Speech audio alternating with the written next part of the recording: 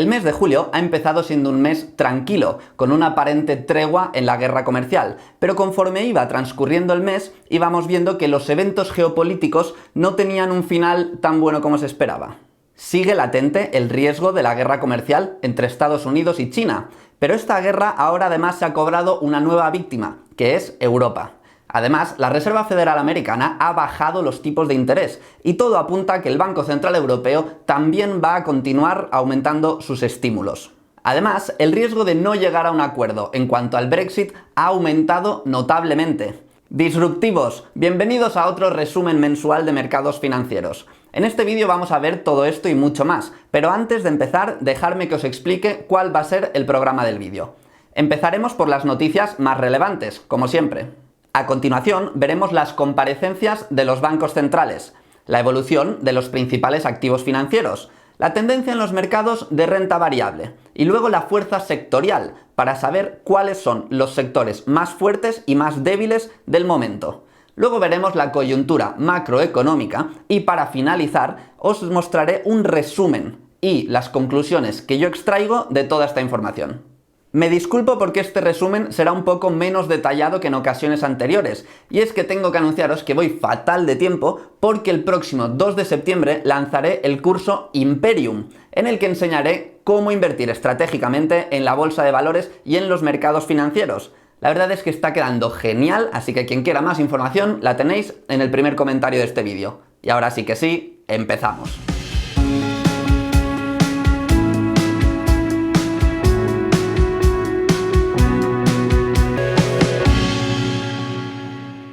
La inversión responsable. Empezamos con Estados Unidos, porque después de la tregua de la guerra comercial con China, Trump ya tiene un nuevo enemigo comercial, que es Europa. La Casa Blanca ha decidido incrementar la presión sobre la Unión Europea, imponiendo aranceles a 89 nuevos productos, que se suman a los 300 productos que ya había impuesto desde abril de 2019. Entre los productos destacan las sanciones al sector de la aviación, ya que Trump acusa a la Unión Europea de estar subvencionando excesivamente a este sector, cosa que está beneficiando a Airbus respecto a Boeing. Pero además del sector de la aviación, también está imponiendo aranceles a otros productos como son el queso, el vino o el aceite de oliva.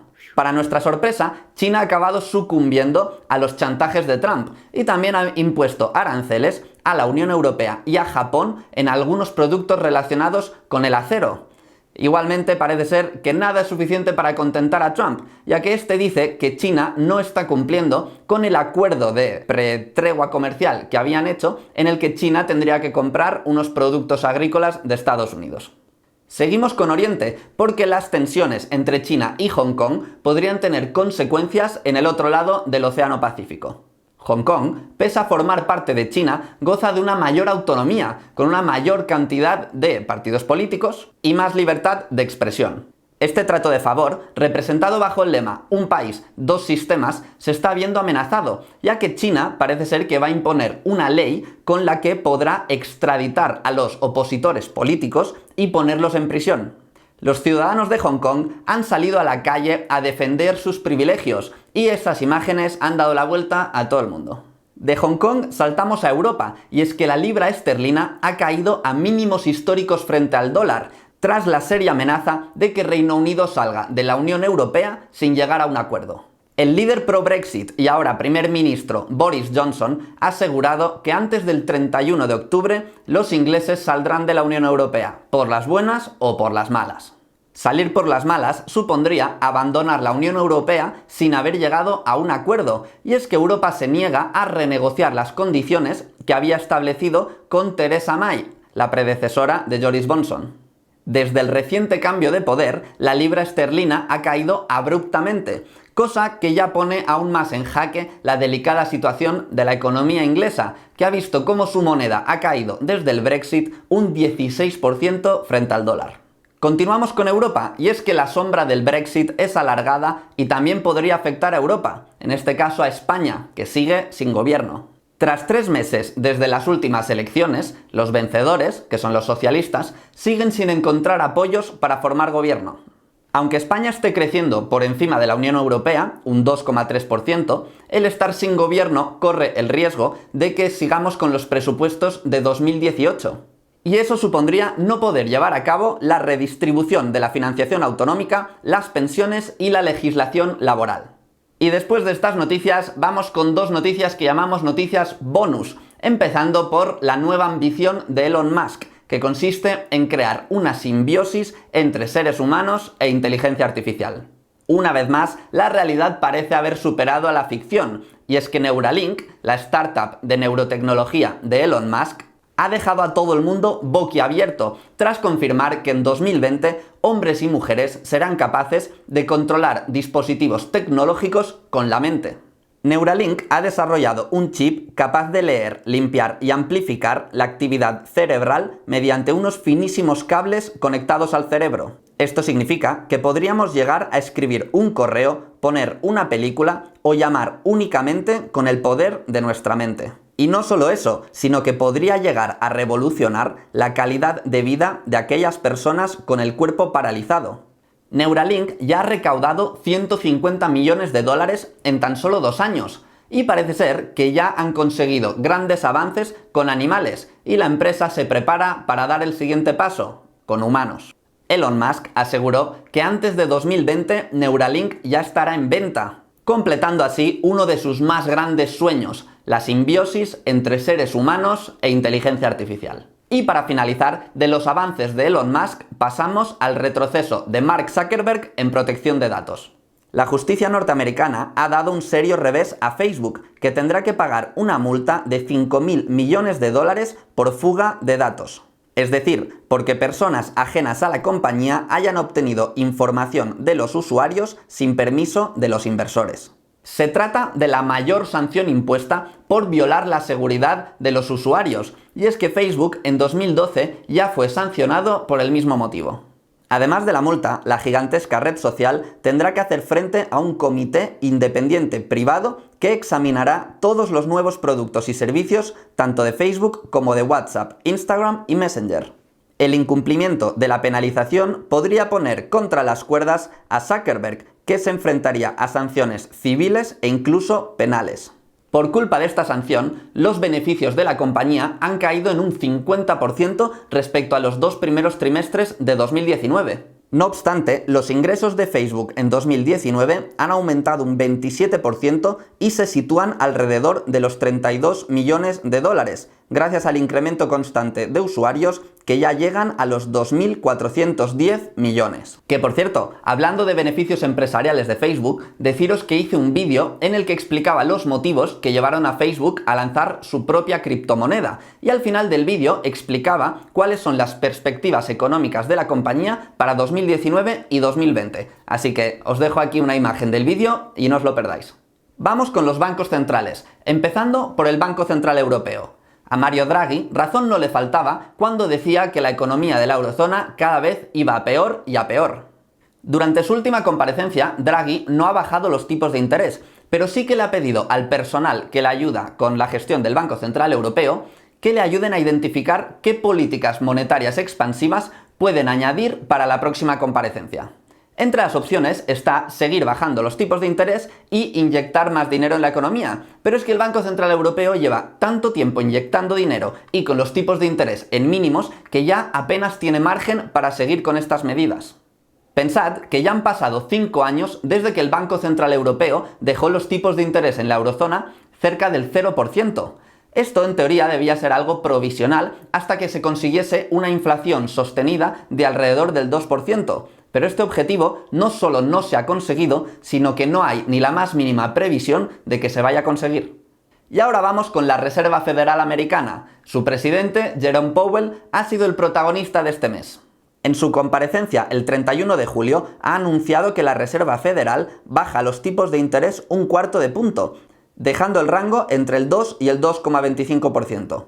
Hay que tener en cuenta que este es el primer recorte que hace desde el año 2008. En junio vimos al mercado eufórico cuando Jerome Powell anunció que próximamente podría bajar los tipos de interés. Sin embargo, ahora que el 31 de julio los han bajado, el mercado ha respondido con caídas. Esta decepción se debe a que el mercado esperaba una comunicación más agresiva por parte de Jerome Powell, mientras que este lo que dijo fue que esta bajada de tipos de interés era algo excepcional y pasajero, y que no era el inicio de una nueva racha de bajadas de tipos de interés. Algo que, por supuesto, no ha tardado en ser criticado, especialmente por Trump, que en su cuenta de Twitter dijo esto. Lo que el mercado quería escuchar por parte de Jerome Powell es que este era el inicio de un largo y agresivo ciclo de bajadas de tipos de interés. Poco después añadió que, como siempre, Powell nos decepcionó, pero al menos está terminando el endurecimiento cuantitativo, que no debería haber comenzado en el primer lugar. Y con esto finalizo la sección de noticias. Ahora vamos a ver cómo ha afectado todo esto a los principales activos financieros. Empezaré por algunas divisas y materias primas, y luego iremos a por mi mercado favorito, el de la renta variable. La divisa estrella durante este mes ha sido el dólar, que se ha revalorizado frente a la mayoría de divisas, especialmente frente al euro y la libra. Son varios los motivos. La comunicación de Mario Draghi, donde menciona las malas perspectivas económicas y la posibilidad de continuar con los estímulos monetarios, han perjudicado al euro. También juegan en su contra y en contra de la libra la posibilidad de que a 31 de octubre la Unión Europea no haya llegado a un acuerdo con Reino Unido. Y la bajada de tipos de interés de la Reserva Federal, que debía haber sido una amenaza para el dólar, al final no lo ha sido, ya que junto a esa bajada Jerome Powell mencionó que era algo excepcional y que no se trataba del inicio de una serie de bajadas. El dólar también acumula modestas subidas frente al yen japonés y el yuan chino. La cotización del oro ha aumentado un 0,96% durante el mes. Curioso, ya que el oro en el corto plazo suele tener una correlación inversa con el dólar, pero durante este mes los inversores han priorizado su función de activo refugio. A los que os interesa conocer qué activos tienen una correlación positiva o negativa con otros activos, sabed que en el curso Imperium he dedicado toda una clase a explicar las correlaciones y los motivos que las crean.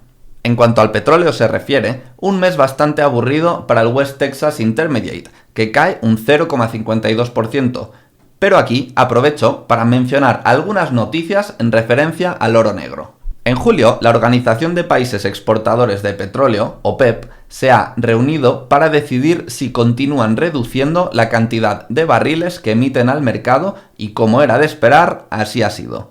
Confirman que extienden los recortes de producción durante 2020.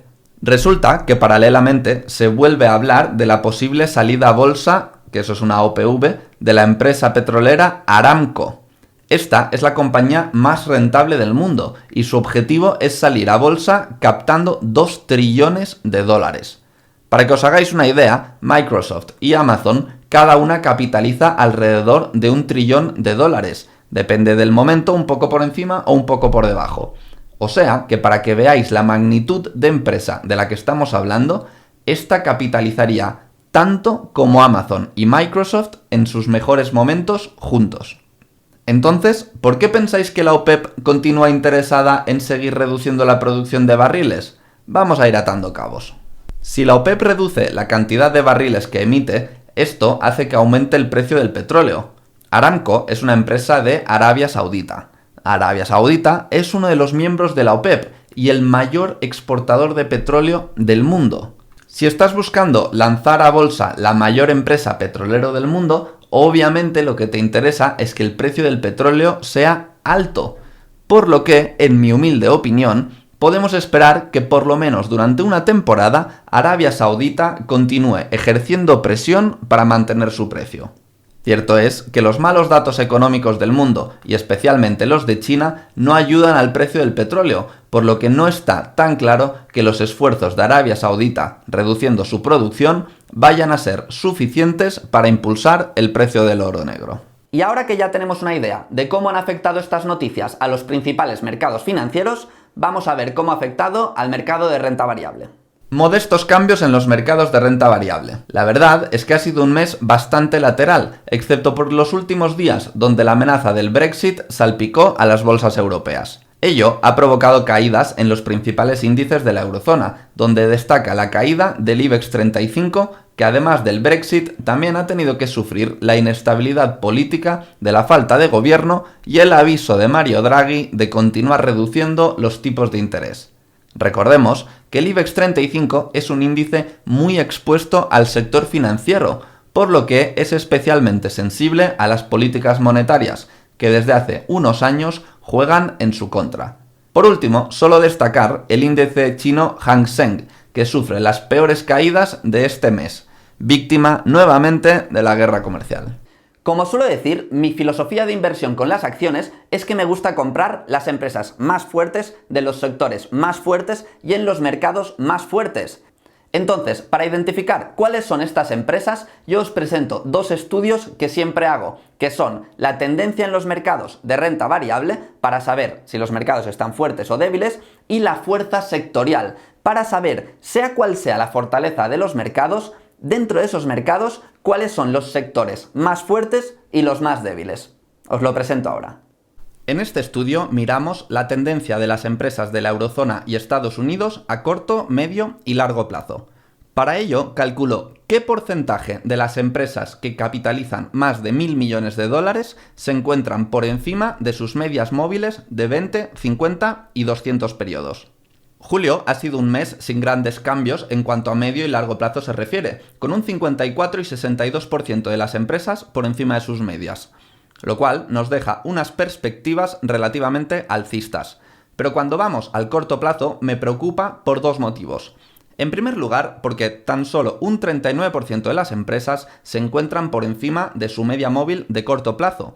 Pero sobre todo, lo que me preocupa es que la cotización del Eurostoxx 50 durante julio tan solo ha caído un 0,2%. Sin embargo, en este estudio vemos que en el corto plazo hemos pasado de un 67% de empresas por encima de su media a tan solo un 39%. Esto, básicamente, lo que significa es que el índice no ha caído especialmente, porque lo están aguantando unas pocas empresas, pero que las empresas de la eurozona en general sí que están cayendo.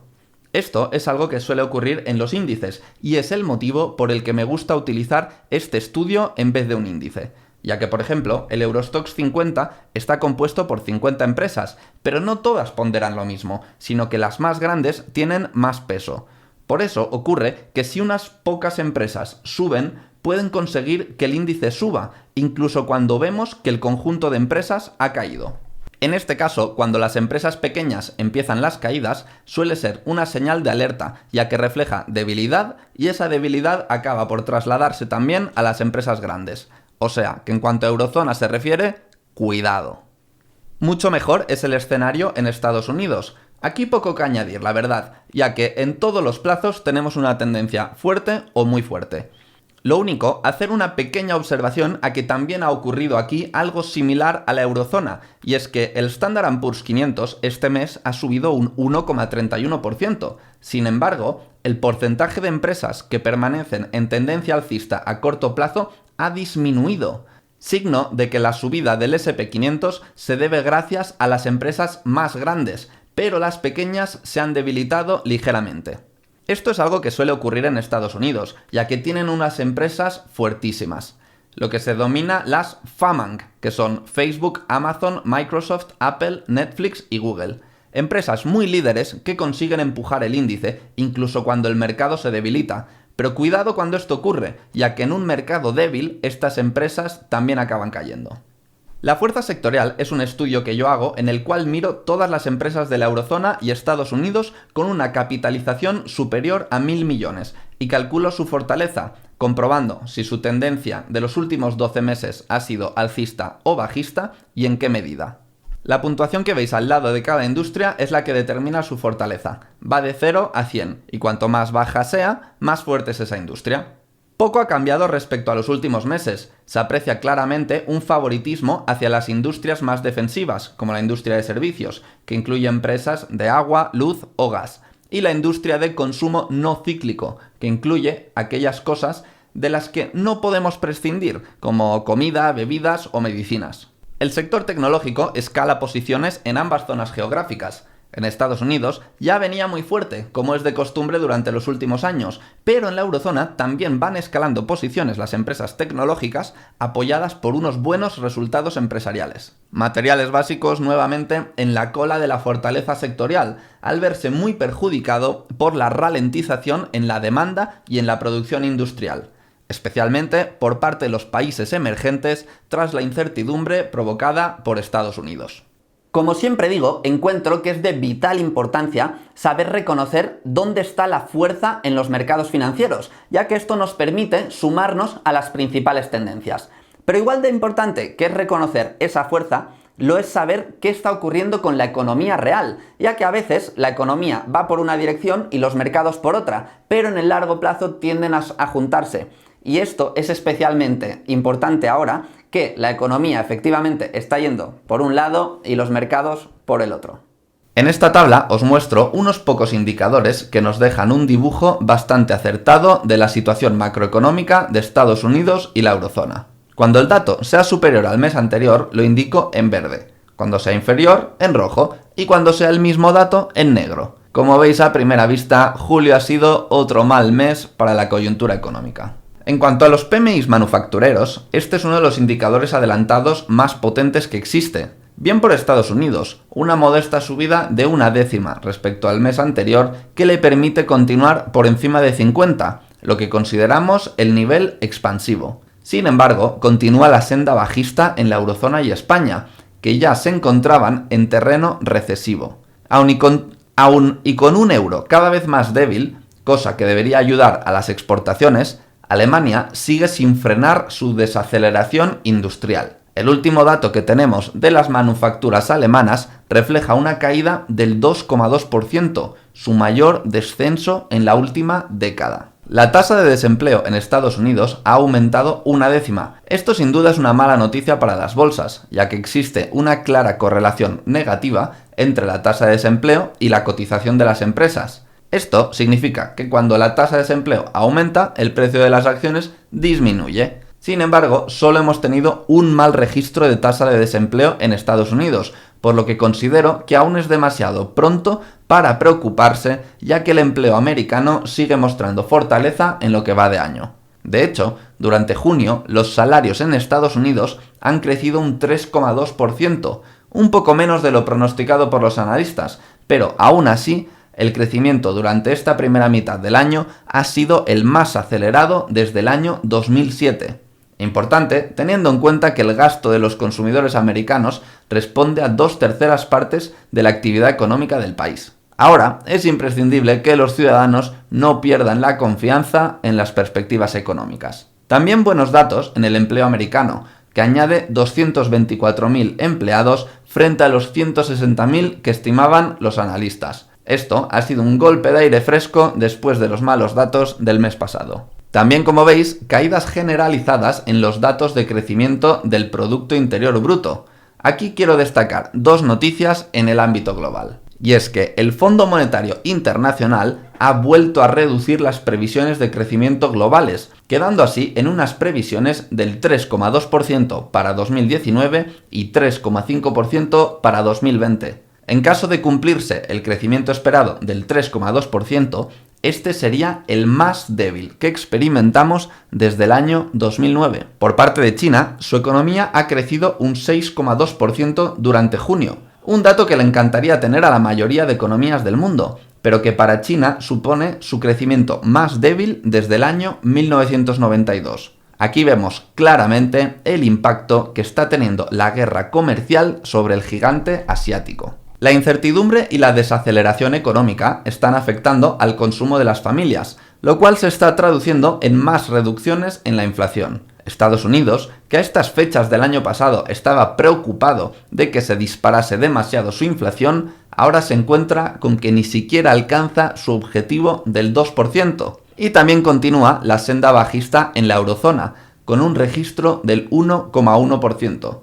Esperemos que no vuelva el escenario deflacionista que nos encontrábamos en 2015, o podría suponer un serio problema para la economía. Por último, quiero destacar dos últimas noticias en el ámbito económico. La Casa Blanca y los líderes del Congreso han alcanzado un acuerdo que permitiría aprobar un presupuesto para los próximos 2 años y así elevar la capacidad de gasto del gobierno de Estados Unidos en 320.000 millones de dólares, y suspender el techo de la deuda hasta después de las elecciones de 2020. Este pacto aún debe ser aprobado por el Congreso. En mi opinión personal, esto es un absoluto disparate, que responde a los intereses personales de Trump, en contra de los intereses de los Estados Unidos. El actual déficit de los Estados Unidos es el que deberían tener en un momento de recesión, no en un momento en el que la economía está creciendo cerca del 3%. Si ahora se están endeudando a este nivel, puede que no tengan margen para endeudarse más cuando llegue la recesión, algo que por cierto cada día parece más probable. En cuanto a Italia, tenemos buenas noticias, y es que esta anuncia que rebaja su previsión de déficit para cumplir con las exigencias de la Comisión Europea. El primer ministro italiano dice que su objetivo es del 2,04% para 2019 y del 2,1% para 2020. Este tema nos tenía bastante preocupados, ya que desde que se formó el nuevo gobierno en Italia han amenazado constantemente con que no cumplirían el déficit marcado por la Unión Europea. Pero parece ser que han acabado cediendo. Hay que añadir que en caso de no ceder, Italia se enfrentaba a una multa de 3.500 millones de euros. Y por último, vamos con un pequeño resumen y algunas conclusiones que yo extraigo de la información citada en este vídeo. La primera palabra que me viene en mente es cuidado, sobre todo en cuanto a la situación de la eurozona, ya que pienso que el comportamiento de las bolsas no hace justicia a la economía real y a los riesgos geopolíticos.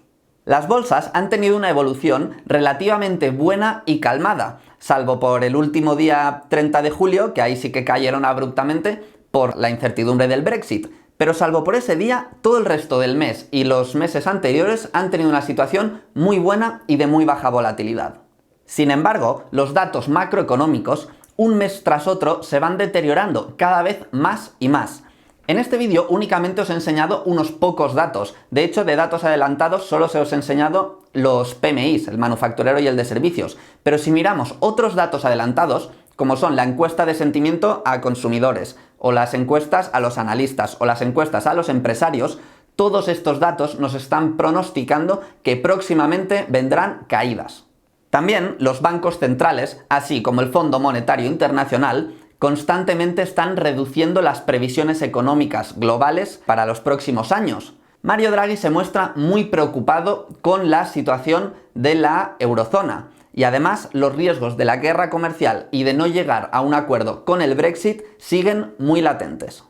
Luego también están los resultados empresariales, que este trimestre están siendo peores de lo que venían siendo hasta ahora. Y sin embargo, las bolsas siguen muy calmadas. Por eso quiero deciros que cuidado.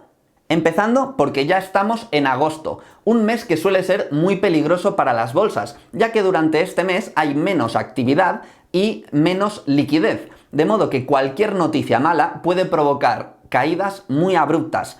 Si no, acordaros de lo que pasó el 24 de agosto de 2015, que en unos pocos minutos todos los mercados cayeron un 10%. Que por cierto, eso fue provocado por la ralentización que estaba sufriendo la economía china en 2015. Un asunto que también tiene ciertas similitudes con la situación actual. Además, os quiero enseñar el gráfico del Standard & Poor's 500 y del Eurostoxx 50 porque os quiero enseñar algunos patrones de análisis técnico. Hasta ahora no me he atrevido a hablar nada de análisis técnico porque como no lo he explicado, me temo que es posible que haya gente que no pueda interpretar lo que voy a explicar. Pero voy a hacer el experimento y me iré explicando por el camino y ya espero que me digáis en los comentarios qué os ha parecido. Bueno, quiero enseñaros un par de asuntos de análisis técnico básico, bueno, quizás no tan básico, pero veréis, esto que tenéis en pantalla es el Eurostoxx 50, compuesto por las 50 empresas más grandes de la eurozona. Aquí lo vemos a largo plazo. Si nos acercamos, pues aquí empezaría el año 2018 y aquí empezaría el año 2019. Como vemos, el año 2019 pues ha sido un año muy bueno para la mayoría de las bolsas. Y esto último que tenemos aquí pues sería el mes de julio, que ha sido un mes bastante lateral, bastante aburrido, excepto por este día que fue cuando hubo la amenaza del Brexit duro, que ahí pues sí que las bolsas europeas cayeron alrededor de un 2%. En definitiva, os quiero enseñar 4 cosas para que veamos a modo de análisis técnico dónde estamos. En primer lugar, nos encontramos aquí en en un rango, en unos niveles bastante marcados, ¿vale? Los gráficos a menudo pues tienen algunos niveles muy relevantes, que en esos niveles, cuando el precio llega a esos niveles, pues ya sea por encima o por debajo, pues no consigue pasarlos. Esto se le llama soportes y resistencias. Y aquí vemos en el Eurostoxx 50 que en el 3.550 y en el 3.450, pues cuando el precio llega a estos niveles, con frecuencia se detiene. Y es exactamente donde estamos ahora, entre estos dos niveles. Entonces, si el precio consigue subir y pasar por encima de este nivel, pues las perspectivas serían alcistas, mientras que si pierde este nivel de abajo, pues las perspectivas serían bajistas. Por otro lado, también tenemos aquí un canal alcista que empezó desde principios de año, ¿vale? Esto es un claro canal alcista, que aquí vemos pues, que cada vez que las bolsas llegan a estos niveles, pues también rebotan. Entonces, ¿en qué situación nos encontramos ahora? Pues positivo por este canal alcista, porque si el índice perdiese este nivel, este soporte, el nivel de los 3.450, pues podríamos ver que aún así rebotase en el canal alcista y que luego pues continuase con su senda alcista. Ahora bien, esto por la parte de positivo, pero si os estoy enseñando esto es porque hay algunas cosas de negativo. Primero vamos a ver qué es lo que ha ocurrido durante este año. Tenemos una tendencia alcista muy fuerte, luego hace una corrección. Esta corrección es una corrección perfectamente normal y perfectamente sana. Aquí si metemos el Fibonacci, pues vemos que desde estos máximos hasta estos mínimos ha habido una caída de aproximadamente un 33%, que es pues muy correcto y muy sano dentro de una tendencia alcista. Ahora bien, ¿dónde viene el problema? Que empezamos con una tendencia alcista muy fuerte, después corregimos y cuando se reanudó la segunda onda alcista, esta lo hizo con mucha menos fuerza. Entonces, cuando los activos pierden fuerza, pues eso puede ser un indicador de cambio de tendencia. Y precisamente así nos lo refleja la divergencia entre el precio y los indicadores. Para los que no estéis familiarizados con el trading, una divergencia es, pues como he dicho, que el precio va en una dirección y sus indicadores técnicos van en otra dirección. Por cierto, este programa que estoy utilizando se llama Visual Chart y aquí pues tengo 3 indicadores que son el RSI, el MACD y el estocástico. Entonces, volviendo a las divergencias, pues aquí tenemos una divergencia, ¿vale? Que sería que el precio, aquí vemos que el precio está yendo claramente para arriba, pero si miramos el mismo periodo en sus indicadores técnicos, veríamos que el precio está yendo para abajo. ¿Veis? Esto es lo que decimos una divergencia, que el precio lo tenemos aquí yendo para arriba y el precio lo tenemos en el indicador yendo para abajo. Cuando ocurre una divergencia, le damos prioridad a lo que haga el indicador, de modo que aquí lo que nos están señalando son unas perspectivas bajistas. Si miramos el mismo periodo en el MACD, pues también veríamos que también tiene una divergencia bajista. ¿Veis? Precio alcista durante el mismo periodo, el indicador muestra una tendencia bajista. De hecho, en este momento, cuando el MACD se cruzó, este día fue cuando nos empezó a dar una señal bajista.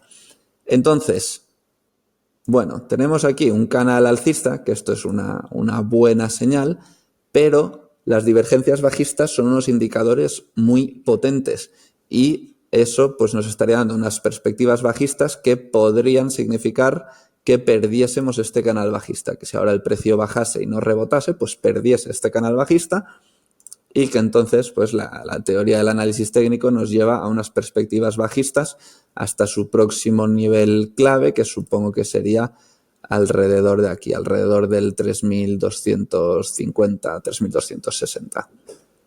Así que tened presente este canal alcista y mucho cuidado, sobre todo si vemos que cuando se enfrente a él no rebota el precio porque tenemos esta divergencia bajista en nuestra contra. Si nos vamos al SP500, bueno, primero voy a limpiar un poco esto, que lo tengo muy cargado de líneas. En el SP500 la situación es similar, pero un poco menos acentuada. Bueno, este es el índice principal de Estados Unidos, es un cañón de índice. Como veis, desde que hizo mínimos en 2009, ha ascendido prácticamente en una tendencia pues, alcista y casi sin pausas. Y ahora, pues bueno, este no está en ningún rango porque está en máximos históricos. Aquí estaban sus últimos máximos y ya los ha roto. Ahora está en máximos históricos y apoyándose en este nivel clave. Y aquí también nos encontramos con un, claro, canal alcista. Así que positivo, porque este canal nos indica que podríamos ver aquí un rebote del índice cuando el precio pues llegue a estos niveles. Ahora bien, desde el punto de vista de las divergencias, también está un poco divergente este índice, ¿vale? Vemos que aquí el precio estaba claramente para arriba, subiendo con fuerza, y en el mismo periodo, si miramos los indicadores técnicos, pues vemos una ligera divergencia bajista.